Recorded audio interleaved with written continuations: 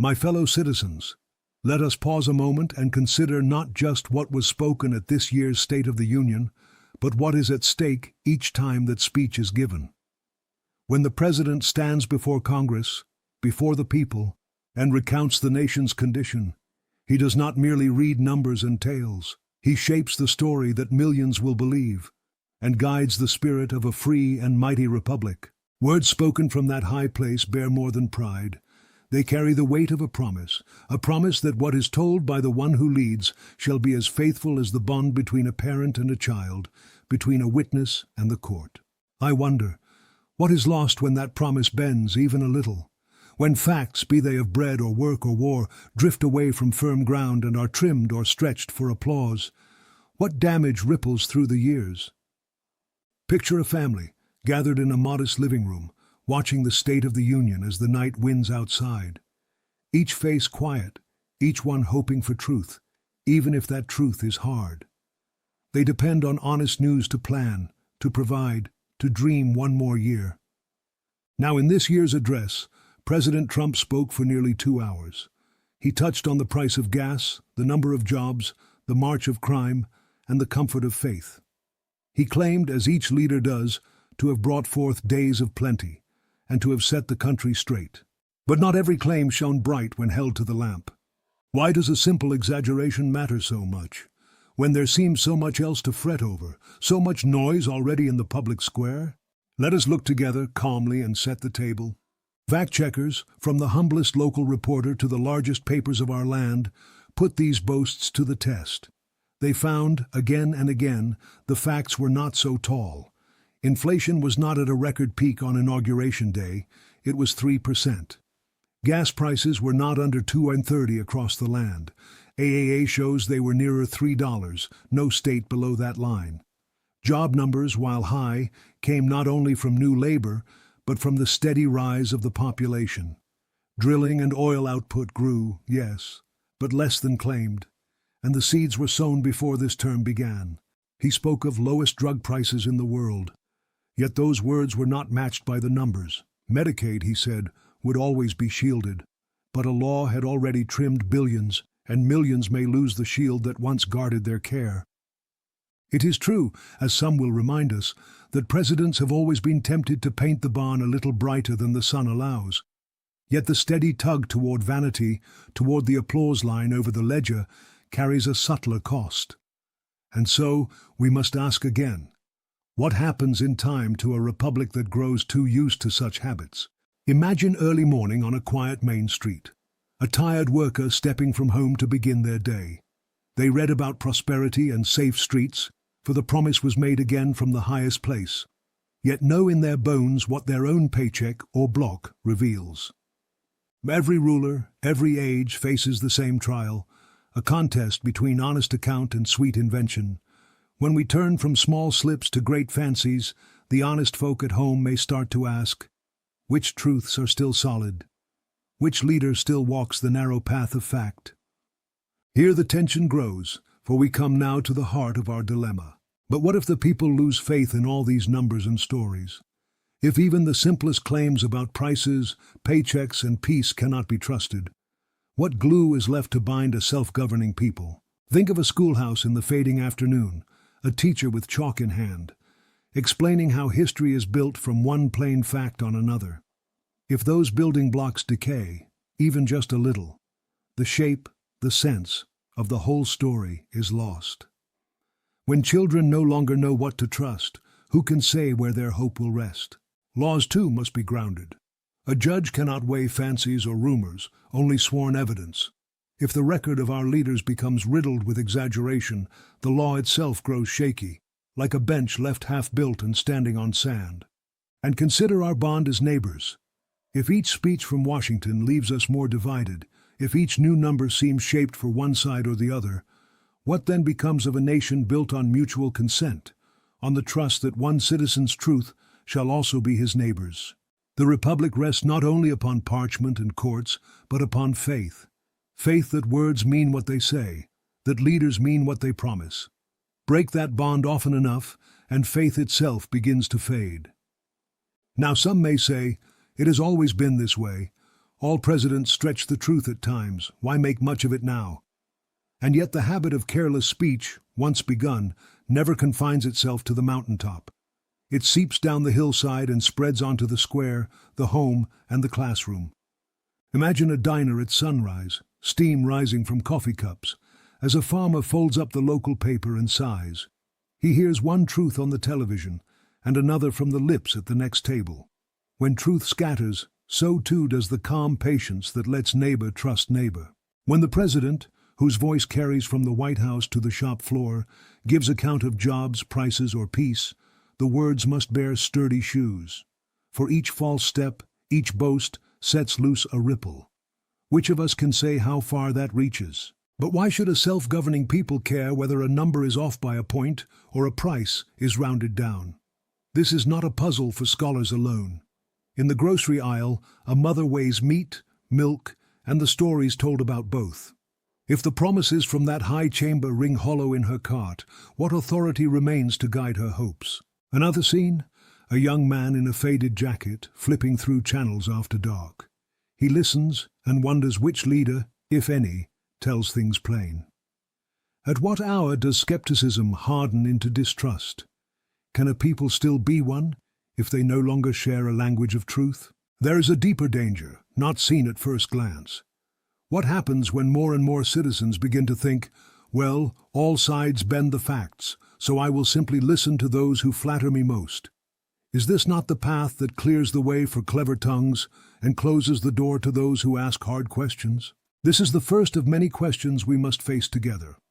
At what point does a culture of soft truths breed a harvest of hard consequences? In the halls of Congress, the echo of applause can tempt even the strongest to believe that all is well, if only the music is loud enough. But if the music covers over broken chords, the whole song will one day fall silent. The applause line fades, but the ledger remains. There is nothing new in these temptations. The history of self-government has always been, at heart, a struggle between candor and comfort. Those who lead may wish to calm the people with fair words. Yet to trade hard facts for easy praise is to weaken the glue that binds us. Picture a courthouse just after dawn, janitor sweeping the steps, the stone pale in morning light. The law depends not just on fine codes, but on the faith that those in power will tell the truth even when it stings. When exaggeration seeps into public record, what judge or jury can know where the bedrock lies? Think of a mother standing at the kitchen sink, eyes on her children at the table. She remembers the president's speech and wonders if promises about schools, about care for the sick, will be kept. The test of government is not in the vow, but in the follow-through. If words are spent like pennies, do they not lose value? Slowly, this corrosion creeps, from televised halls to city sidewalks, from ballot boxes to breakfast tables. How far can a republic drift before she wakes up and finds her pillars crumbling? The question hangs, waiting for an answer. If the truth becomes negotiable, who decides what is lawful or what is right? In private moments, many among us whisper the same fear. But few say it plain. I ask you, if the next generation comes to believe that no leader's word is worth more than a neighbor's rumor, where will they plant their trust? Do not mistake this for mere gloom. There is another side to the coin, a remedy as old as time, but first we must look squarely at what hangs in the balance. Let us return once more to that living room, the wind-rattling windows, as a family listens for news that shapes how they vote, how they hope, how they pray. When the bond of trust wears thin, families draw closer to their own kind, suspicion planting roots where once there was shared resolve. Picture a small-town parade, flags waving as children line the curb, marching bands steady in step. Each year, citizens turn out not for spectacle, but for a sense that this place, their home, is held together by something more than roads and rules. It is held by the belief that their leaders speak, not perfect but honest. What then must be our answer, when perfection fails and even dignity stumbles? Should we resign ourselves to half-truths, or shall we set a new course? Let us consider with clear eyes what history shows. When soft words are chosen over hard facts, decline follows, first as gloom, then as lawlessness, and at last as loss of hope. This is not simply the business of politicians or press. It is the duty of all who call themselves free. With each slip, each boast, each faded number, the circle of trust narrows. In that shrinking space, the Republic may first shiver, but if left unchecked, she will break. But there is a path still open, if we have the courage to claim it. It begins, as all good things do, with ordinary people in ordinary places. Imagine a school bus in early morning fog, children pressing their faces to cold glass, as a driver in a worn jacket turns up the radio for the headlines. What future are we preparing these children for, if not one where truth, not fashion, is their compass? Every citizen, no matter how humble, has a share in the great work of holding power to account. Not with anger and not with scorn, but with the steady patience of a gardener tending hard ground. See citizens gathered at a church potluck, lively talk echoing off old wooden beams. There, the news is not just distant. It is weighed, tested, sifted together, fact from fiction, hope from hype. And in each such place, the Republic renews herself a little more.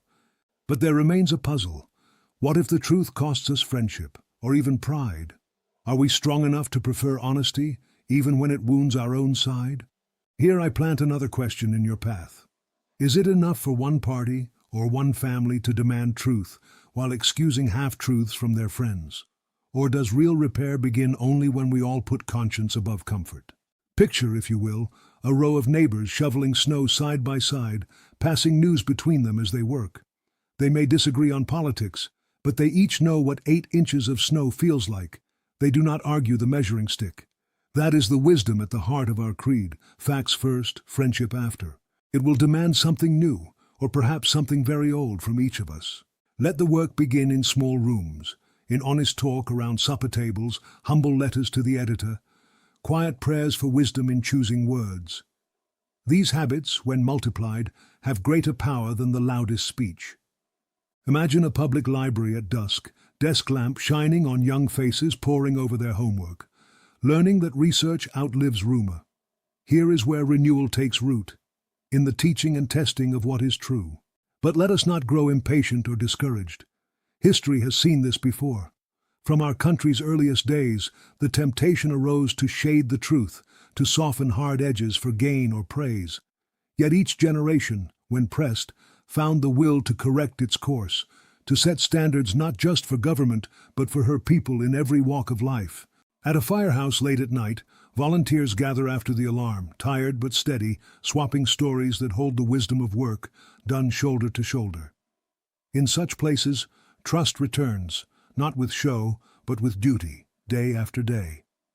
It falls to the press as well, who must check not only the powerful, but one another and themselves. A free nation is kept safe not merely by the laws it writes, but by the light it keeps shining on all who wield a microphone or a pen. Let us remember, too, that perfection is not the mark we are called to. We are called only to the honest effort, the daily humility of men and women who mean what they say. If we stumble, as we surely shall, let us also be quick to set things right. Forgiveness, not anger, closes the distance between error and truth. There is no virtue in tearing down. The virtue is in building up with care. Let a new habit take root. Thank those who correct you, praise those who check the record, and honor those who know a stubborn fact when they see one, and will not let it pass for easy comfort. For these quiet souls, the checker, the careful listener, the person who admits a mistake, keep the wheels of our republic turning even when storms gather. Picture, at the edge of a small town, a farmer standing at the fence as night falls. He checks his field for damage after the wind, counting losses not with complaint, but with calm resolve. He fixes the fence because that is what the land requires. The Republic, too, needs this steadfast repair, never perfect, always begun again each day. Not all news is black and white. There are muddled days, times when no one is certain which report to trust. Here the real citizen's work begins, to slow the temper, to seek a second witness, to ask, how do we know, and who stands to gain? If we only repeat and never question, we forfeit that precious thing our fathers handed down, the right to walk upright, eyes open, in the sun. This is civic courage, tested not by violence but by stubborn patience. For unity must ride on trust, and trust marches best in the plain daylight of facts agreed. America's strength is her unity, not sameness of opinion, but shared respect for truth-seeking. And so I ask you, as neighbor to neighbor, what answer shall we give our children when they ask why the country cannot agree on facts? Shall we teach them to sneer or to seek? Shall we tell them history is only for winning or for learning together? Let's recall those parades down Main Street, children waving flags as elders watch with quiet pride. The day is not perfect, no, but it is honest. No one demands that every marcher think alike, only that the path ahead is open and the flag belongs to all. Here is your invitation. Be the one in your circle who asks for proof, who welcomes correction, who prizes the right question as much as the right answer. If you have power, publish carefully. If you have none, do not despair. Steady voices gather strength over years. Imagine a courtroom, sunlight falling through high windows, each citizen on the jury charged to listen, weigh, decide. There, each one's mind is the Republic's last defense. The verdict may be difficult, but only in honest hearing is justice ever born. When passions run hottest, when old friends divide, when frustration wells up inside, remember, the Republic can be saved. Her walls are not built of anger, but of steady hope and repairs made by many hands. As you pause tonight, perhaps at your kitchen table, pencils and bills spread before you, the day's news still echoing, ask yourself, what kind of country do I want for those who follow? One where we say anything, no matter the harm? Or one where we weigh, sift, and stand up, gently but firmly, for what is true? Picture a teacher in a busy classroom, chalk dust swirling as students debate the lesson. The teacher smiles to see minds at work, not all agreeing, but each listening. That noisy, hopeful room is the birthplace of progress. The work ahead asks not for heroes but for citizens, steady, brave, honest, patient. In your choices, small or great, the Republic's health is shaped a little more each day. So let us teach our children to check, to question, to trust, not blindly but wisely. Let us thank our neighbors, however much we differ, for the gift of their honest words. Let us praise the messenger who corrects himself on the record, for he strengthens the very ground beneath us. Let us forgive the misled, for we too may err. Let us plant ourselves, as best we can, among those who care less for victory and more for the whole truth.